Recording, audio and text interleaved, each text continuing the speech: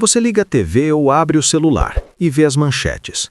Inflação em queda, juros recuando, desemprego diminuindo, Brasil em recuperação. Parece que as coisas estão melhorando. Mas aí você fecha a tela, olha para o seu extrato, para o mercado, para o aluguel e a sensação é outra. Continua difícil fechar o mês, continua o sufoco, continua aquele aperto que não combina com esse discurso de melhora.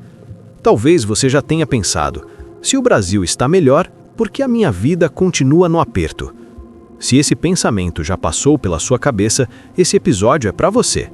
Bem-vindo a mais um Psique e Dinheiro.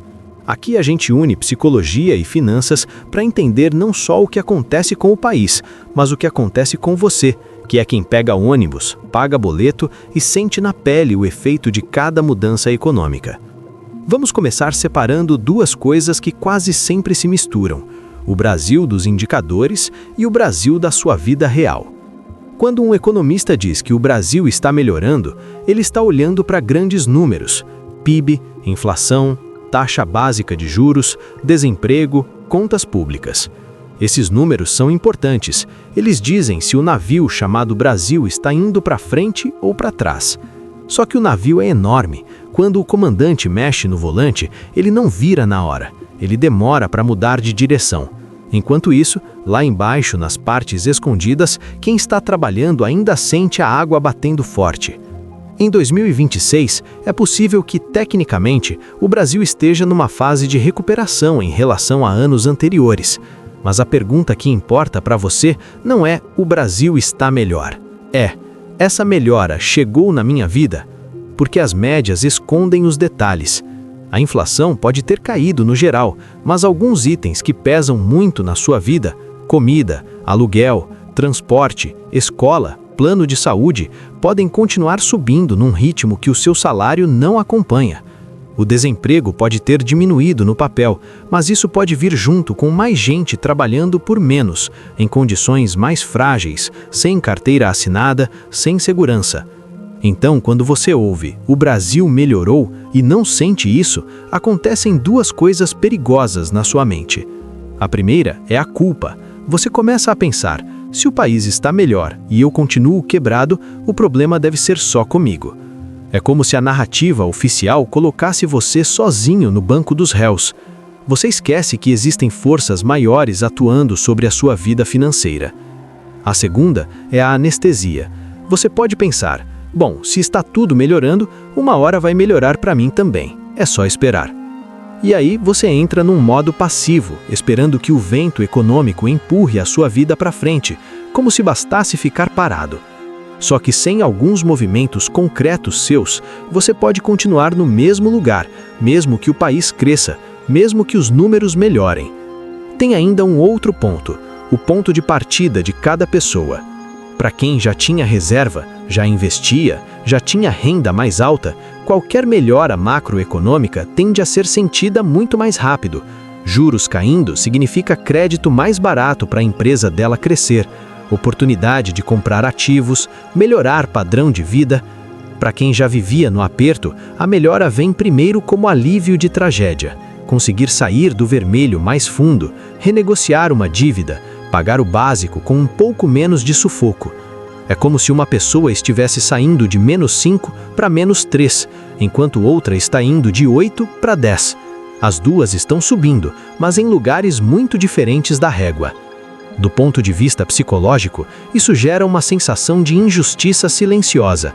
Você vê notícia de recuperação, vê gente falando de oportunidade, de crescimento e continua ali contando moeda para comprar mistura no mercado. Isso pode alimentar um cinismo. Isso aí não é para mim. Esse país nunca foi feito para gente como eu.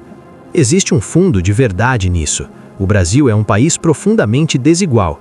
Mas aqui entra o ponto central deste vídeo. Entender que o Brasil está, em alguns números, melhor do que já esteve, não invalida a sua dor pessoal. E, ao mesmo tempo, se você usar apenas o cenário do país como desculpa para tudo, você também se paralisa. A sua vida financeira é resultado de uma mistura de fatores: o macro, país, política, juros, inflação, mercado de trabalho, e o micro, suas decisões, seus hábitos, o conhecimento que você tem, o contexto da sua família. Você não controla o macro, você não define a taxa Selic, nem o preço do combustível, nem a política econômica, mas você também não é 100% refém disso. Dentro de um cenário ruim, tem gente que consegue melhorar um pouco. Dentro de um cenário bom, tem gente que continua se afundando. Então, quando você ouvir "o Brasil melhorou", a pergunta que vale fazer é: o que eu posso fazer dentro da minha realidade para capturar pelo menos uma parte dessa melhora, em vez de só assistir pela tela? Talvez, no seu caso, isso não seja virar investidor avançado da noite para o dia. Pode ser algo mais básico e, ao mesmo tempo, muito poderoso. Usar a queda de juros para renegociar dívidas, trocar uma dívida absurda por uma menos agressiva, organizar suas contas para parar de depender de crédito todo mês. Pode ser também pela via da renda.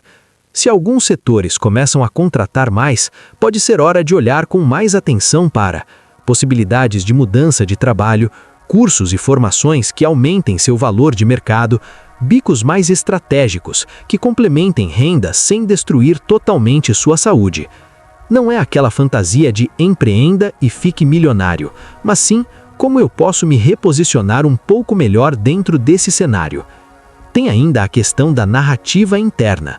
Se você passa anos ouvindo "o Brasil está em crise", corre o risco de usar isso como justificativa para nunca tentar nada. Agora, se começa a ouvir "o Brasil está melhorando" e usa isso para dizer "então uma hora melhora para mim sozinho", você troca uma desculpa por outra. Num caso, você é vítima da crise. No outro, você é espectador da recuperação. Nos dois, você não é protagonista. Ser protagonista não é acreditar em meritocracia mágica, como se todos tivessem as mesmas oportunidades.